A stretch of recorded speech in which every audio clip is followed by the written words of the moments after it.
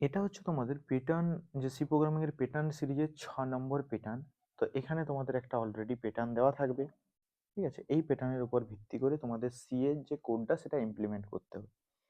তাহলে প্রথম কাজ কি ছিল আমাদের? প্রথম কাজ ছিল ড্র দ্য গ্রিড। তাহলে গ্রিড অলরেডি এটার মধ্যে আমি ড্র করে রেখেছি। তাহলে তোমরাও প্রথমে গ্রিড ড্র করে নেবে।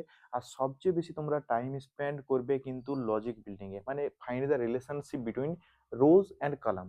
যদি এটা তুমি ফাইন্ড করতে পারো তাহলে প্রোগ্রাম তোমার কাছে একদম ইজি হয়ে যাবে, ঠিক আছে? তাহলে এবার নাম্বারিং করে দিই।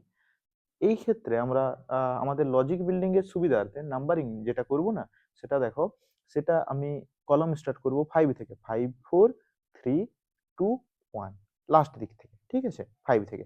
আর যে রোটা স্টার্ট করব সেটাও কাউন্টিং করব লাস্ট দিক থেকে, 5 4 3 2 1, এইভাবে।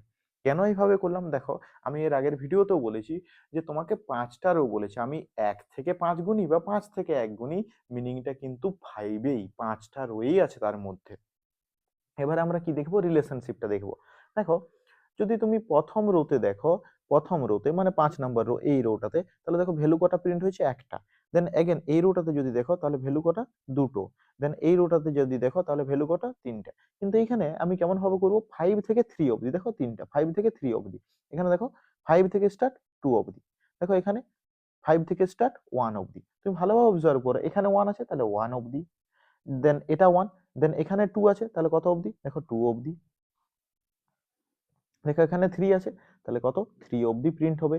এখানে 4 আছে মানে 4 অবধি প্রিন্ট হবে। আর এখানে 5 আছে, 5 অবধি প্রিন্ট হবে। আর কলাম স্টার্ট হয়েছে কত থেকে?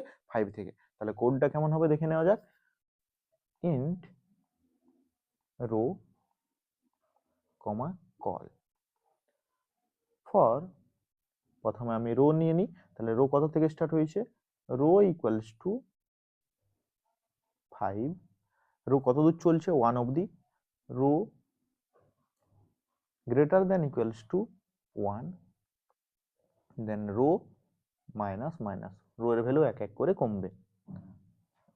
For col equals to, col কত থেকে শুরু হয়েছে দেখিনি? কলও স্টার্ট হয়েছে কিন্তু 5 থেকে। কল চলবে কত দূর? দেখো এইবার কিন্তু চলার যেটা সেটা ডিফারেন্ট।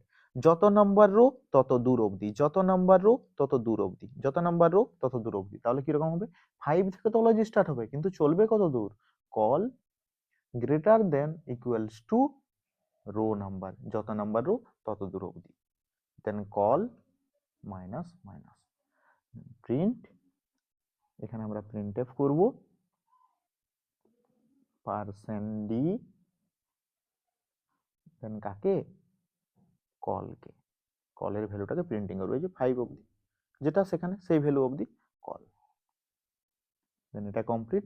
দেন যখনই আমার কমপ্লিট হয়ে যাবে কি করব?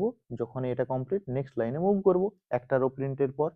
তাহলে ফর লুপ কমপ্লিটের পর কি লিখবো? প্রিন্ট এফ জাস্ট একটা ব্যাকস্ল্যাশ এন, ডবল কোটের মধ্যে ব্যাকস্ল্যাশ এন।